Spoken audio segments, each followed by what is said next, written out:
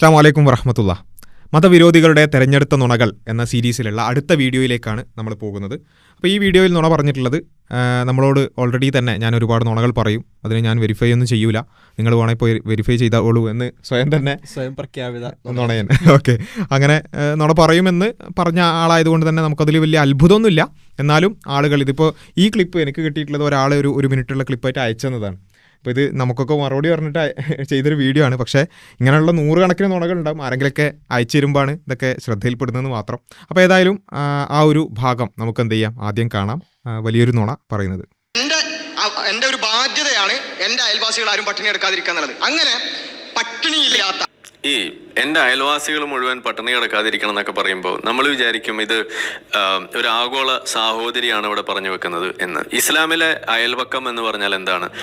ഇസ്ലാമിലെ അയൽവക്കം അത് വേറെ തന്നെ ഒരു ഹദീസിലും ഖുർആനിലെ ആയത്തിൽ പോലും പറഞ്ഞു വെക്കുന്നത് എന്താ? അതായത് നിങ്ങളുടെ അയൽവക്കത്തുള്ളത് അമുസ്ലിമാണ് എന്നുണ്ടെങ്കിൽ ആ അമുസ്ലിമിൻ്റെ അടുത്ത് നിങ്ങൾ രൂക്ഷത അവിടെ പ്രകടിപ്പിക്കുകയും അവനെ എങ്ങനെയെങ്കിലും മുസ്ലിമാക്കി മാറ്റണമെന്നുമാണ് ഇസ്ലാം പഠിപ്പിക്കുന്നത്. അപ്പോൾ നിങ്ങളുടെ അയൽവാസിയെ ആദ്യം മുസ്ലിം ആക്കണം, എന്നിട്ട് അവൻ പട്ടിണി കിടക്കുന്നുണ്ടെങ്കിൽ അവന് ചോറും കൊടുക്കണം. ഇതാണ് ഇസ്ലാം പഠിപ്പിക്കുന്നത്. അപ്പോൾ ഇത് കേട്ടിട്ട് നിങ്ങൾ തെറ്റിദ്ധരിക്കരുത്, അമുസ്ലിം ആയിട്ടുള്ള അയൽവാസിക്കും കൊടുക്കാം എന്ന് ഇസ്ലാം പഠിപ്പിക്കുന്നു എന്നൊന്നും നിങ്ങൾ തെറ്റിദ്ധരിക്കണ്ട. അപ്പോൾ ആരും തെറ്റിദ്ധരിക്കരുത്, ഇസ്ലാമിൽ എന്തെങ്കിലും ഒരു നന്മ ഉണ്ട് എന്നൊന്നും ആരും തെറ്റിദ്ധരിക്കാൻ പാടില്ല.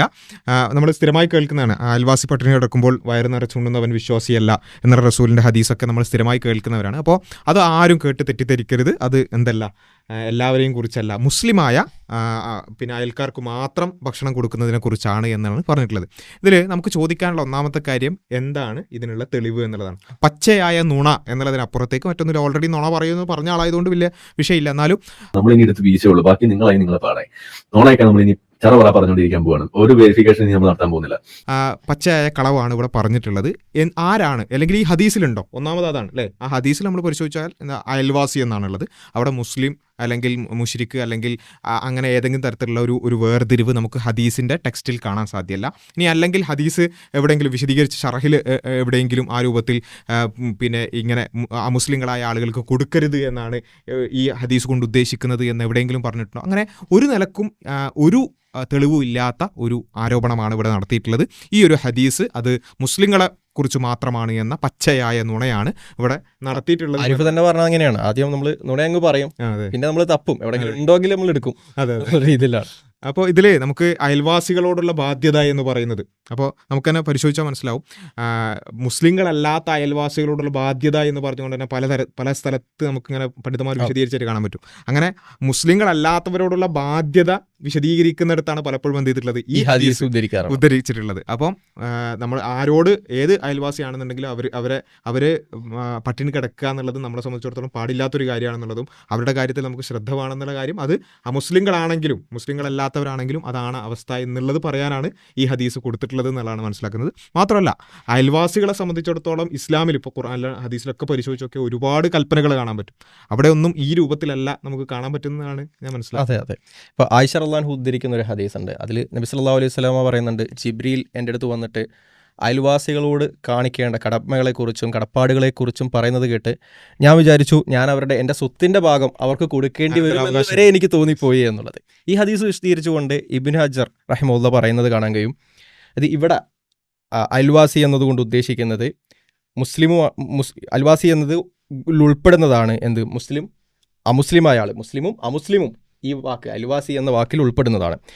അതേപോലെ തന്നെ പയസായിട്ടുള്ള ആളും സിൻഫുൾ ആയിട്ടുള്ള ആളും സൽസ്വഭാബി ആയിട്ടുള്ള ആളും സൽസ്വഭാബി അല്ലാത്ത ആളുകളും ഇതിൽ ഉദ്ധരിക്കും. അതേപോലെ കാണുന്ന കാര്യം പരിചയമില്ലാത്ത, നമ്മുടെ അയൽവക്കത്ത് നിൽക്കുന്ന പരിചയമില്ലാത്ത ആളുകളും നമുക്ക് പരിചയമുള്ള ആളുകളും നമ്മുടെ തൊട്ടടുത്തുള്ള ആളുകളും കുറച്ചപ്പുറത്തുള്ള ആളുകളും എല്ലാവരും ഇതിൽ ഉൾപ്പെടും. അയൽവാസി എന്ന് പറയുന്ന നൈബർ എന്ന് പറയുന്ന ഈ വേർഡിൽ എല്ലാവരും ഉൾപ്പെടും എന്നാണ് പറഞ്ഞിട്ടുള്ളത്. അതിൽ ആദ്യം പറയുന്നത് മുസ്ലിമും അമുസ്ലിമും ഉൾപ്പെടുമെന്നാണ്.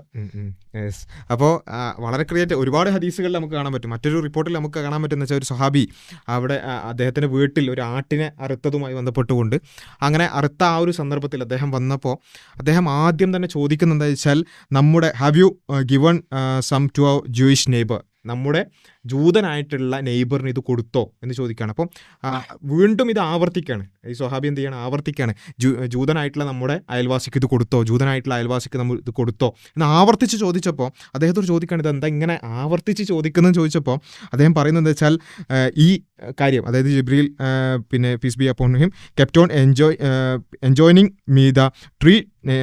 me to treat neighbors well until I thought he would make them his എന്നുള്ളത് ആ ഒരു ഹദീസ്, റസൂലിൻ്റെ ഹദീസ് ഉദ്ധരിച്ചുകൊണ്ട് അയൽവാസികളോടുള്ള കടമയുമായി ബന്ധപ്പെട്ടുള്ള ഹദീസുകൾ, ആ ഒരു അധ്യാപനങ്ങളുടെ ബലത്തിലാണ് ഞാനിത് ചോദിക്കുന്നത്. എന്ത്, ജൂതനായിട്ടുള്ള അയൽവാസിക്ക് നീ ഇത് കൊടുത്തോ എന്ന് ചോദിക്കുന്നതാണ്. മാത്രമല്ല ആ ഒരു ഹദീസിൻ്റെ വിശദീകരണത്തിലും നമുക്ക് കാണാൻ സാധിക്കുന്നത് Muslims the non-Muslim neighbor should be also be kindly treated except when such people show hatred for Islam. അതോട് ഇസ്ലാമിനോട് ഒരു ശത്രുത പാലിക്കുന്നതല്ലാത്ത, അല്ലെങ്കിൽ നമ്മുടെ ശത്രുക്കളായിട്ടുള്ള അല്ലാത്ത നെയ്ബേഴ്സ്, അത് മുസ്ലിം ആണെങ്കിലും അതേപോലെ തന്നെ നോൺ മുസ്ലിം ആണെങ്കിലും ഈ ഒരു കാര്യത്തിൽ പെടുന്നതാണ്, അത് ജൂതനാണെങ്കിലും എന്നുള്ളതാണ് എന്ത് ചെയ്തിട്ടുള്ളത് ഈ ഒരു ഇതിൻ്റെ കാര്യത്തിൽ വിശദീകരിച്ചിട്ട് നമുക്ക് കാണാൻ പറ്റും. അപ്പോൾ ഈ ഒരു കാര്യം ഉണ്ടല്ലോ, അതായത് ശത്രുത എന്ന് പറയുന്ന ആ ഒരു സംഭവമായിട്ട് ബന്ധപ്പെട്ടിട്ടാണ് ഈ വലാവ് ബറാവുമായി ബന്ധപ്പെട്ടുകൊണ്ട് ഇദ്ദേഹം പിന്നെ പറയുന്നൊരു കാര്യം ഉണ്ടല്ലോ, രൂക്ഷത കാണിക്കണം എന്ന് പറയുന്നത് യഥാർത്ഥത്തിൽ ഈ പറഞ്ഞ നമുക്ക് ഒരു ട്രീറ്റി ഇല്ലാത്ത, അല്ലെങ്കിൽ നമ്മുടെ കരാറിലില്ലാത്ത, അതല്ലെങ്കിൽ നമ്മുടെ രാജ്യത്തിന് ഭീഷണിയായിട്ടുള്ള, അല്ലെങ്കിൽ ഒരു സമൂഹത്തിന് ഭീഷണിയായിട്ടുള്ള അത്തരത്തിലുള്ള ആളുകളോട് കാണിക്കേണ്ടുന്ന കാര്യം വെച്ചിട്ടാണ് എന്ത് ചെയ്യുന്നത്, ഇദ്ദേഹം പറയുന്നത് ഏത് മുസ്ലിം അല്ലാത്ത ഏത് അയൽവാസിയാണെന്നുണ്ടെങ്കിലും അവരോട് ഈ രൂക്ഷത കാണിക്കണം, അവർക്ക് ഇടുക്കി കൊടുക്കണം എന്നൊക്കെ പറഞ്ഞുകൊണ്ടുള്ള കുറേ സ്ഥിരം പരിപാടികളുണ്ട്. അപ്പോൾ ഇതെല്ലാം മിക്സ് ചെയ്തിട്ട് സത്യവും അസത്യവും മിക്സ് ചെയ്തുകൊണ്ട് പറയുന്നൊരു പരിപാടിയാണ് ഇദ്ദേഹം കാണിക്കുന്നതെന്ന് മനസ്സിലാക്കുക. മാത്രമല്ല ഖുർആനിലും ഇതുമായി ബന്ധപ്പെട്ടുകൊണ്ട് നമുക്ക് കാണാൻ സാധിക്കുന്നതാണ് മനസ്സിലാക്കുക. ഇപ്പോൾ വിശുദ്ധ ഖുർആനിൽ നമുക്ക് ഇഹ്സാൻ ചെയ്യണം, മറ്റുള്ള ആളുകൾക്ക് ഇഹ്സാൻ ചെയ്യണം എന്ന് പറയുന്നത്. ഇഹ്സാൻ ചെയ്യുക എന്ന് പറഞ്ഞാൽ നന്മ ചെയ്യാന്നാണ്. ഇപ്പോൾ ഭക്ഷണം കൊടുക്കുക, ദാനധർമ്മം കൊടുക്കുക, അതേപോലെ അവർക്ക് വേണ്ട ആവശ്യമുള്ള മറ്റുള്ള കാര്യങ്ങൾ ചെയ്തു കൊടുക്കുക, സഹായങ്ങൾ ചെയ്തു കൊടുക്കുക, ഇതൊക്കെ ഇഹ്സാനിൻ്റെ ഭാഗമാണ്. നമ്മൾ മറ്റുള്ളവർക്ക് ചെയ്തു കൊടുക്കുന്ന നന്മകളുടെ ഭാഗമാണ്. എന്നാൽ ഈ മറ്റുള്ളവർക്ക് ചെയ്തു കൊടുക്കുന്ന നന്മകൾ കേവലം മുസ്ലിങ്ങൾക്ക് മാത്രം കൊടുക്കേണ്ട ഒരു സാധനമാണോ? ഖുർആൻ വളരെ വ്യക്തമായിട്ട് ആ വിഷയം നമുക്ക് പഠിപ്പിച്ചു തരുന്നുണ്ട്. ആ കൂട്ടത്തിൽ വളരെ പ്രധാനപ്പെട്ട ഖുർആനിൻ്റെ ഒരു വചനമാണ് 4-ാം അധ്യായം സൂറത്തുൻ നിസായിൽ 36-ാമത്തെ വചനം. അതിൽ അള്ളാഹു പറയുന്നത് അള്ളാഹുവിനെ ആരാധിക്കുക എന്ന് പറഞ്ഞതിന് ശേഷം പല ആളുകൾക്കും ഇഹ്സാൻ ചെയ്യുക, നന്മ ചെയ്യുക എന്ന് പറയുകയാണ്. അപ്പോൾ ആ കൂട്ടത്തിൽ അള്ളാഹു പറയുന്നു വഅബ്ദുല്ലാഹ വലാ തുശ്രികൂ ബിഹി ഷൈഅ വബിൽ വാലിദൈനി ഇഹ്സാന. ഇങ്ങനെ പറഞ്ഞു പോയിട്ട് മാതാപിതാക്കൾക്ക് നന്മ ചെയ്യുക, പാവപ്പെട്ടവർക്ക് നന്മ ചെയ്യുക, ഇങ്ങനെ ഒരുപാട് കാര്യങ്ങൾ പറഞ്ഞിട്ട് ആ കൂട്ടത്തിൽ പറയുന്ന ഒരു കൂട്ടം ആളുകൾ ഈ അയൽവാസികളാണ്. ഇപ്പോൾ നുണയൻ എന്ന് പറയുന്ന ആൾ പറഞ്ഞ പോലെ തന്നെ അദ്ദേഹം പറഞ്ഞത് എന്താണ്, അമുസ്ലിങ്ങളായിട്ടുള്ള ആളുകൾക്ക് നന്മ ചെയ്യേണ്ട, അവരെ മുസ്ലിങ്ങളാക്കിയിട്ട് അവർ മുസ്ലിം ആയാൽ മാത്രം ചോറ് കൊടുത്താൽ മതി എന്നുള്ള രൂപത്തിലാണ് അത് അവതരിപ്പിക്കുന്നത്. പക്ഷേ ഇവിടെ ഖുർആനിൽ വളരെ കൃത്യമായിട്ട് പറയുന്നുണ്ട് വൽജാരിദിൽ ഖുർബ വൽജാരിൽ ജുനുബ്, 2 തരം അയൽവാസികൾ, ആ അയൽവാസികൾക്ക് ഭക്ഷണം കൊടുക്കണം. അപ്പോൾ വൽജാരിദിൽ ഖുർബ എന്ന് പറഞ്ഞാൽ നമ്മുടെ ഏറ്റവും അടുത്ത കുടുംബ ബന്ധത്തിലുള്ള അയൽവാസികളുണ്ടാവും, നമ്മുടെ കുടുംബക്കാരായിട്ടുള്ള അയൽവാസികൾ, അവർക്ക് കൊടുക്കണം ഭക്ഷണം, ഇഹ്സാൻ കൊടുക്കണം എന്നാണ്. അത് ഭക്ഷണം മാത്രമല്ല, എല്ലാ തരത്തിലുള്ള നന്മകളും. അതോടൊപ്പം വൽജാരിൽ ജുനുബ് പ്രത്യേകമായി, അതായത് ആ ജാരുൽ ജുനുബ് എന്നുള്ള നിലക്ക് വ്യത്യസ്തങ്ങളായ വ്യാഖ്യാനങ്ങൾ വരുന്നുണ്ട്. എല്ലാ വ്യാഖ്യാനങ്ങളും അതിൽ ഉൾപ്പെടും, എല്ലാ തരം ആളുകളും അതിൽ ഉൾപ്പെടും. അതായത് നമ്മുടെ അടുത്ത കുടുംബക്കാരല്ലാത്ത ബാക്കിയുള്ള എല്ലാ അയൽവാസികളും.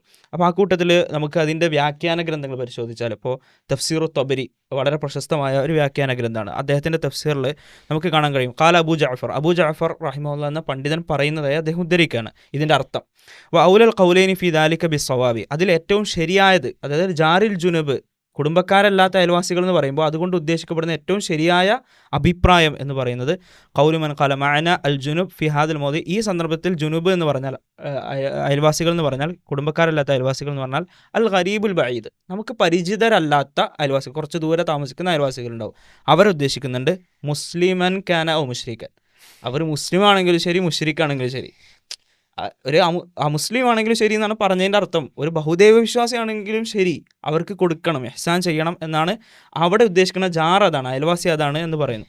അവിടെ നിർത്തിയില്ല, വളരെ സ്പെസിഫിക് ആയിട്ട് യഹൂദിയൻ ഖാനാവു നസ്രാനിയൻ, അത് ജൂതനാണെങ്കിലും ശരി അത് ക്രിസ്ത്യാനിയാണെങ്കിലും ശരി എന്ന് വളരെ വ്യക്തമായി ഇമാം തബീർ റഹിമുല്ല ഈ ആധുനിക കാലഘട്ടത്തിൽ ഖുർആനെ വൈറ്റ് വാഷ് ചെയ്യാൻ വേണ്ടി ജനിച്ച ഒരാളൊന്നുമല്ല. ഒരുപാട് മുമ്പേ ജീവിച്ച് മരണപ്പെട്ടു പോയ ഒരു മഹാപണ്ഡിതനാണ്. വിശുദ്ധ ഖുർആനിൻ്റെ മുഫസ്സിറുകൾ, അതിന് വ്യാഖ്യാനം എഴുതിയ മഹാന്മാരായ പണ്ഡിതന്മാർ വളരെ പ്രധാനപ്പെട്ട ഒരു പണ്ഡിതനായി ഗണിക്കപ്പെടുന്ന ഒരുപാട് കാലം മുമ്പ് ജീവിച്ച മഹാപണ്ഡിതനാണ്. അദ്ദേഹത്തിൻ്റെ കിതാബിലടക്കം, അദ്ദേഹത്തിൻ്റെ തഫ്സീറിലടക്കം വളരെ കൃത്യമായി അത് മുസ്ലിം ആണെങ്കിലും ശരി, മുശ്രിക്കാണ്, ബഹുദൈവ വിശ്വാസിയാണെങ്കിലും ശരി, ജൂതനാണെങ്കിലും ശരി, ക്രിസ്ത്യാനിയാണെങ്കിലും ശരി, അവരൊക്കെ ഈ അയൽവാസികളുടെ കൂട്ടത്തിൽ നമ്മൾ നന്മ ചെയ്യണം എന്ന് അള്ളാഹു കൽപ്പിച്ച അയൽവാസികളുടെ കൂട്ടത്തിൽ ഉൾപ്പെടുന്നു നമുക്ക് വളരെ കൃത്യമായി മനസ്സിലാക്കി തരാണ്. അപ്പോൾ ഖുർആൻ കൊണ്ടും ഹദീസ് കൊണ്ടും വളരെ വ്യക്തമായി, ഇത് മാത്രമല്ല അയൽവാസി തന്നിൽ നിന്നും തൻ്റെ അയൽവാസി ഒരു സുരക്ഷിതനല്ലെങ്കിൽ അല്ലെങ്കിൽ എന്ന് അവൻ വിശ്വാസിയല്ല. വിശ്വാസിയല്ല എന്ന് പറയുന്ന ഹദീസ്, ഇങ്ങനെ അയൽവാസികളുമായി ബന്ധപ്പെട്ട ഒരുപാട് ഹദീസുകളും അതുപോലെ തന്നെ ഖുർആനിലെ ഒരുപാട് പരാമർശങ്ങൾ നമുക്ക് കാണാൻ സാധിക്കും. ഇതിലൊക്കെ നമുക്ക് ഈ വിശദീകരണങ്ങൾ കാണാൻ സാധിക്കും. മുസ്ലിമൻ ഔ കാഫിർ, മുസ്ലിമൻ ഇനി ഔ യഹൂദിയൻ ഔ നസ്രാണിയൻ എന്ന് വളരെ ക്ലിയർ ആയിട്ട് തഫ്സീറുകളിലും അതുപോലെ തന്നെ ഷറഹിലും എല്ലാം കാണാൻ സാധിക്കുന്ന ഒരു കാര്യമാണ്. അപ്പോൾ ഇതൊക്കെ ഉണ്ടായിരിക്കുകയാണ് വളരെ സിമ്പിളായിട്ടാണ് എന്നാണ് പറയുന്നത്. സ്വയം പ്രഖ്യാപിത നുണയായതുകൊണ്ട് അതിൽ വലിയ അത്ഭുതം ഇല്ലെങ്കിലും എത്ര സിമ്പിളായിട്ടാണ് ഈ ഒരു കാര്യം പറയുന്നത് എന്നുള്ളതാണ്. മുസ്ലിങ്ങളും കാഫിറുകളും ഇതിൽ ഉൾപ്പെടും, എല്ലാവരും ഇതിൽ ഉൾപ്പെടും എന്ന് നിങ്ങൾ തെറ്റിദ്ധരിക്കേണ്ടതാണ്. പക്ഷേ സഹാബികൾ തെറ്റിദ്ധരിച്ചു, താബികൾ തെറ്റിദ്ധരിച്ചു, മുഫസ്സിർ തെറ്റിദ്ധരിച്ചു, അതേപോലെ മുഹദ്ദിസ് തെറ്റിദ്ധരിച്ചു, എല്ലാവരും തെറ്റിദ്ധരിച്ചു. റസൂൽ മുതൽ ഇങ്ങോട്ട് എല്ലാ മുസ്ലിങ്ങളും തെറ്റിദ്ധരിച്ചു. ആകെ മനസ്സിലായത് നമ്മുടെ പ്രഖ്യാപിത നുണയാണ്. എനിക്കൊന്ന് ആരിഫ് കുറച്ചുകൂടി നേരത്തെ വന്നിരുന്നെങ്കിൽ ഇമാം തബരിയൊക്കെ തിരുത്തുമായിരുന്നു.